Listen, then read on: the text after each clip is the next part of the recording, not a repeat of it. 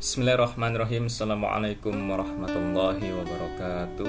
Alhamdulillah, jumpa lagi di pelajaran pendidikan agama Islam bersama dengan Abi Alif, dan tema yang akan kita pelajari pada pertemuan kali ini adalah tentang rukun iman yang terakhir atau yang keenam, yaitu iman kepada qada dan qadarnya Allah Subhanahu wa taala.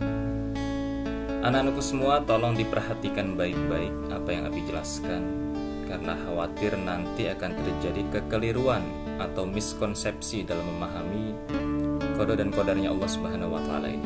Tolong disimak baik-baik, didengarkan dulu, baru kemudian dicatat. Ada 4 topik atau pembahasan yang ingin kita bahas di pertemuan ini. Yang keempatnya ini terlihatnya serupa ya, tetapi sebetulnya ada perbedaan di antara keempatnya. Yaitu pertama ada qada, yang kedua ada qadar, ada nasib, dan terakhir ada takdir. Keempatnya terlihat mirip, mungkin sulit kita membedakannya, tetapi tetap ada perbedaan di antara keempatnya yang nanti berhubungan dengan amal perbuatan yang akan kita lakukan. Yang pertama, qada. Apa itu qada? Qada merupakan ketetapan Allah Subhanahu wa taala terhadap kita sebagai makhluknya, hambanya, akan segala sesuatu yang belum terjadi. Jadi fokus ke kata belum terjadi. Artinya ketetapan yang sudah Allah tuliskan untuk kita itu pasti terjadi, tetapi belum terjadi pada kita saat ini. Nanti terjadi. Nah, itu qadanya Allah Subhanahu wa taala. Allah Subhanahu wa taala berfirman, "Wa qadaina ila bani Israila fil kitab la tufsidunna fil ardi marratain wa la ta'lunna 'uluwan kabira." Dan telah kami tetapkan terhadap Bani Israel dalam kitab itu, la tufsidunna fil ard, sesungguhnya kamu akan membuat kerusakan di bumi. Ya, jadi akan, dan itu pasti terjadi karena sudah Allah tetapkan. Tetapi ketika kata akan berarti belum terjadi di kita kan, karena masih akan.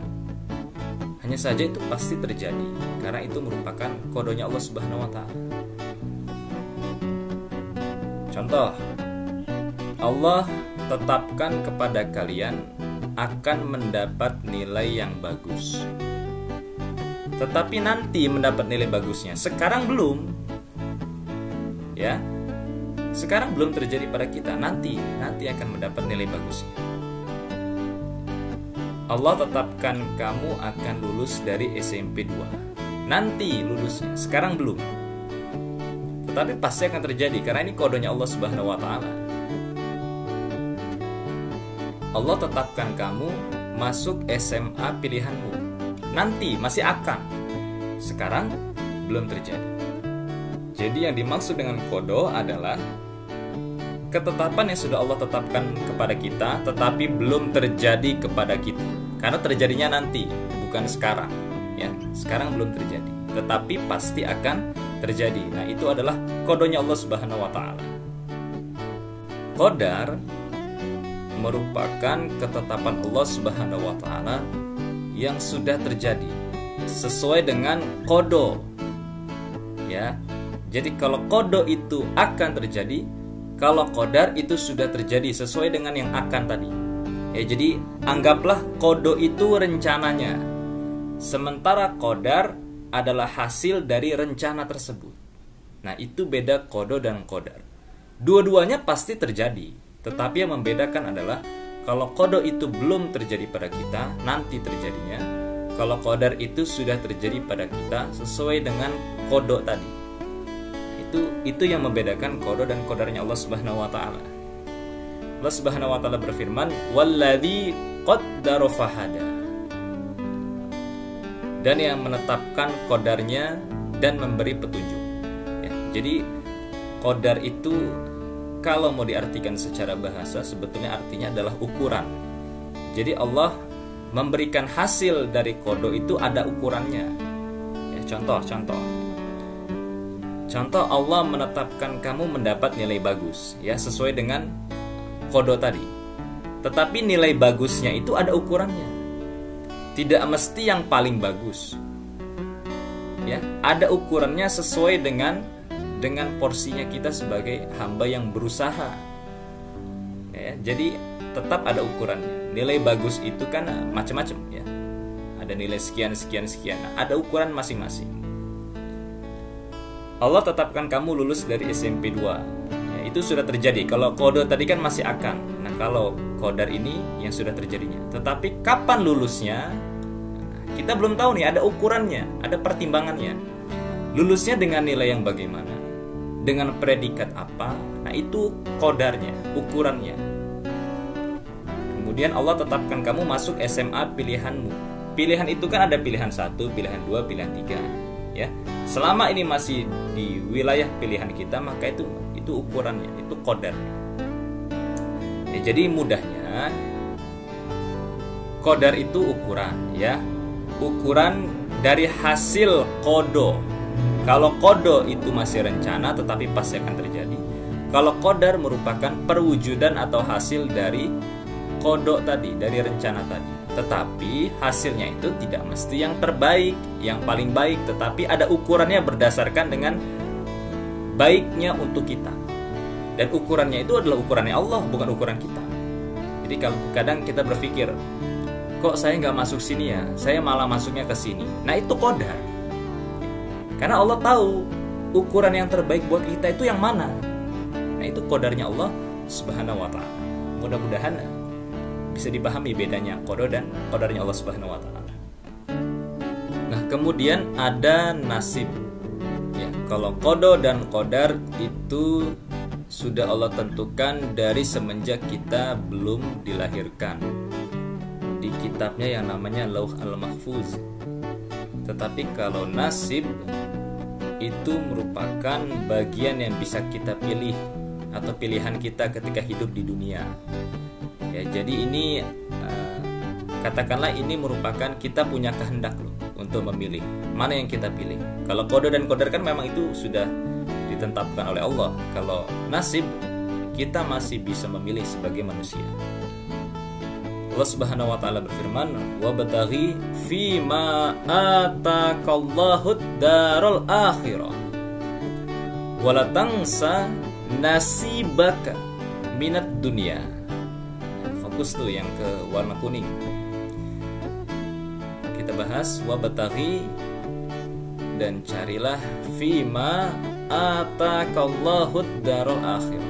Pada negeri akhirat apa yang telah Allah anugerahkan kepadamu. Wala tangsa, tetapi jangan kamu lupa nasibaka, nasibmu minat dunia, di dunia. Jangan kamu lupakan pilihan yang akan kamu ambil di dunia. Nah, itulah nasib, ya. Jadi nasib itu pilihan yang bisa kita pilih. Contohnya, ketika sholat memilih memakai baju yang bagus, itu kan pilihan. Kamu mau pakai baju yang biasa saja, mau pakai baju yang asal-asalan, atau mau memakai baju terbaik ketika sholat. Itu pilihan kita sebagai seorang hamba gitu. Memilih untuk belajar daripada bermain HP lama-lama, itu pilihan kita. Kita bisa memilih apakah kita memilih untuk belajar atau memilih untuk bermain. Itu pilihan kita, itu nasib namanya. Memilih untuk bergegas melaksanakan sholat di masjid ketika mendengar azan daripada mengobrol di kelas. Nah, itu pilihan, itu nasib. Jadi jangan katakan ketika kita memilih yang buruk, ini Allah memang sudah tetapkan demikian nih. Oh, tidak, ya. Manusia diberikan kepada Allah pilihan, ya. Apakah mau mengambil yang baik atau mau mengambil yang buruk? Walaupun pada akhirnya, pada kesimpulannya, apapun yang kita pilih itu memang nanti sudah tercatat pada kitabnya Allah Subhanahu wa taala. Tetapi kan kita nggak tahu yang sudah Allah tetapkan kepada kita itu yang mana, yang baik atau yang buruk. Nah, bagaimana cara taunya? Ya kita pilih. Nah, hasil dari pilihan itulah yang sudah Allah tetapkan kepada kita. Jadi nasib itu mudahnya adalah pilihan. Kita mau memilih yang baik atau yang buruk, itu pilihannya ada di kita. Ya. Jadi jangan pernah menganggap bahwa ketika kita mengambil yang buruk ini memang sudah ditakdirkan Allah Subhanahu wa taala. Ada benarnya, tetapi tidak 100% juga benar. Karena kita kan diberikan akal oleh Allah. Akal itu gunanya untuk apa? Ya untuk memilah, untuk memilih, untuk membedakan mana yang baik, mana yang buruk. Kemudian yang terakhir ada takdir. Kalau qada qadar itu memang tidak bisa kita campuri. Tidak bisa ada campur tangan manusia, tetapi kalau nasib dan takdir ini memang Allah memberikan kita semacam wewenang untuk bisa memilih, untuk bisa mengambil yang terbaik. Jadi takdir itu merupakan ketetapan Allah yang ditetapkan berdasarkan ikhtiar kita sebagai hamba, berdasarkan usaha kita, baru Allah kasih. Kalau kita tidak berusaha, ya hasilnya tidak akan baik. Tetapi kalau kita berusaha dengan maksimal, insya Allah hasilnya juga akan baik. Nah, itu takdir namanya. Jadi Allah tetapkan berdasarkan dengan usaha kita sebagai seorang hamba. Takdir itu terbagi menjadi dua. Secara teori ya, ada takdir mubram, yaitu takdir yang tidak dapat kita ubah. Contohnya, dari orang tua mana kita dilahirkan. Orang tua kita kan kita tidak bisa milih. Mau dari orang tua yang bagaimana ya, mau yang kaya, yang miskin, yang mapan atau yang bagaimana. Jenis kelamin juga tidak bisa kita memilih. Dan kapan waktu kita mati kita juga tidak bisa memilih. Dan kemudian ada takdir mu'allaq, yaitu kebalikan dari takdir mubram. Takdir yang dapat diubah sesuai dengan ikhtiar kita. Nah, inilah takdirnya. Takdir yang sesungguhnya itu ini. Jadi kita masih bisa merubah kondisi kita asalkan kita berikhtiar, berusaha. Contoh, yang tadinya miskin bisa menjadi kaya asalkan ikhtiarnya rajin bekerja. Yang belum paham bisa menjadi paham asalkan dia berikhtiar untuk rajin belajar. Nah, ini bisa diubah ya, sesuai dengan usaha kita. Allah Subhanahu wa taala berfirman, "Innallaha", sesungguhnya Allah, "la yughayyiru ma", tidak akan mengubah biqaumin, keadaan suatu kaum. Jadi Allah itu tidak akan mengubah takdir kamu hatta sampai yughayyiru ma bi anfusihim, mereka mengubah sendiri takdir mereka. Jadi Allah tuh nggak ujuk-ujuk menurunkan kekayaan dari langit, nggak ujuk-ujuk memberikan kamu kecerdasan, nggak begitu. Allah baru akan memberikan apabila kamu berusaha atau berikhtiar. Nah, itulah yang namanya takdir. Jadi silakan dibuat catatan kecil apa bedanya qada, qadar, nasib dan takdir. Dan jangan salah dalam memahami keempatnya, karena memang betul semuanya sudah ditetapkan oleh Allah Subhanahu wa taala. Tetapi juga kita sebagai manusia punya bagiannya sendiri, yang nanti bagian itu akan sesuai dengan ketetapannya Allah Subhanahu wa taala.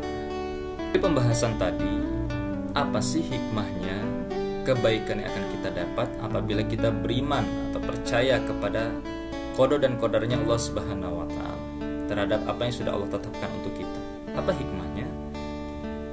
Nabi SAW berpesan kepada kita semua sebagai para pengikutnya, "Ma akhta'aka lam yakun liyusibaka wa ma asobaka lam yakun liyukhti'aka." Apa yang melewatkanmu tidak akan pernah menjadi milikmu, dan apa yang sudah Allah takdirkan menjadi milikmu tidak akan pernah melewatkanmu. Hadis ini mengajarkan kita agar kita ini tidak pernah menyesali apa yang tidak terjadi pada diri kita, dan kita juga akan lebih mensyukuri pada apa yang sudah kita miliki. Jadi kita akan terhindar dari perasaan was-was, gelisah, kecewa, dan sejenisnya. Karena pasti yang sudah Allah takdirkan kepada kita tidak akan pernah meleset dari kita, dan yang tidak Allah takdirkan kepada kita tidak akan pernah menjadi milik kita. Silakan dipahami baik-baik konsep ini, karena inilah yang akan menjadi bekal kita dalam menjalani kehidupan. Inilah yang akan menjadi pegangan kita dalam meraih cita-cita, karena apapun yang terjadi pada kita pasti itulah yang terbaik untuk kita. Mudah-mudahan ada manfaatnya. Wassalamualaikum warahmatullahi wabarakatuh.